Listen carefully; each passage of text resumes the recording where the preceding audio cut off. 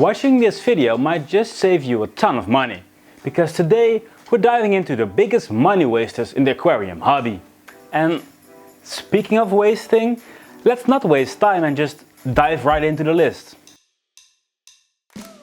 Let's start off with a very controversial one, heaters. Just because the monthly costs can rank up very quickly, and in most cases I think they're unnecessary. First off, there are fish that actually thrive in cold water, so obviously you wouldn't throw in a heater with those. But that's not even my main point. Most fish in the aquarium hobby do perfectly well without a heater. That's because the room I keep my aquariums in is already warm enough.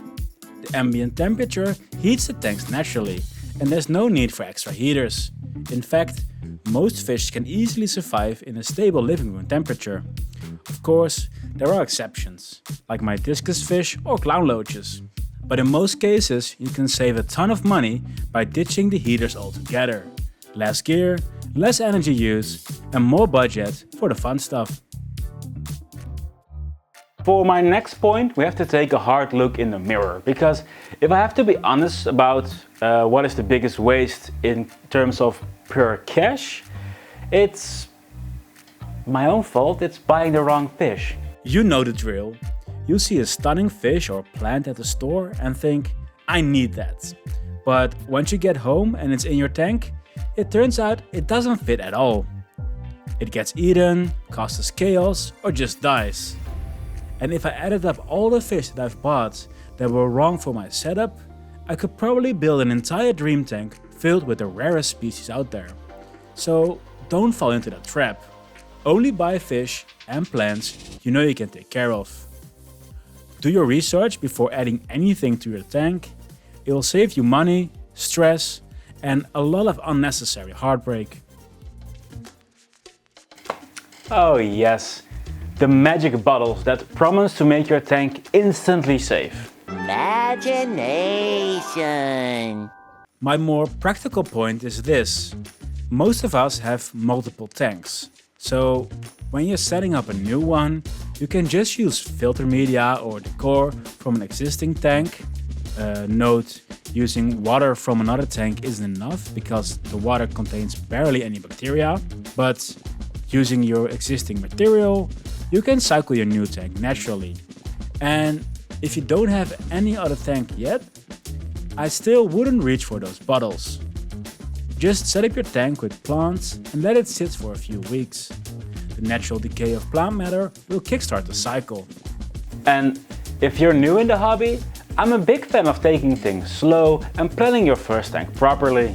Those few weeks of waiting might just be the key to making your first tank into a big success.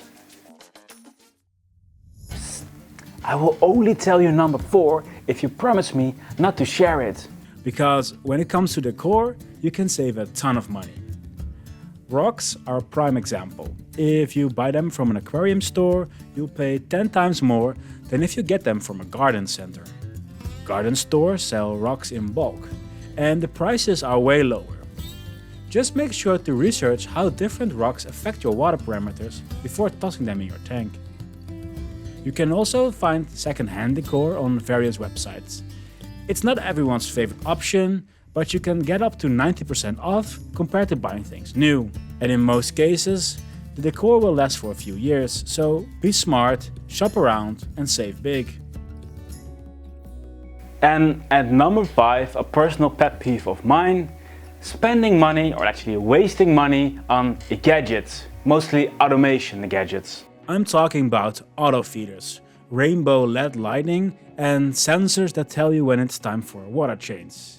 I'd say stop, grab a chair, sit down and just watch your aquarium. This hobby wasn't made to be automated. A lot of people enjoy building their aquarium, but then barely look at it. I encourage everyone to spend more time watching their fish.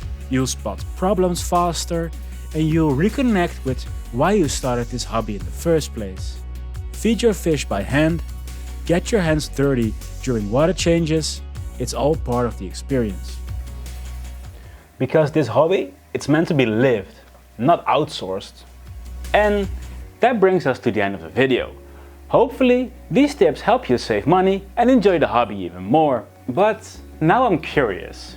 What do you think is the biggest money waster in the aquarium hobby? Let me know in the comments, and as always, thanks for watching Studio Goby.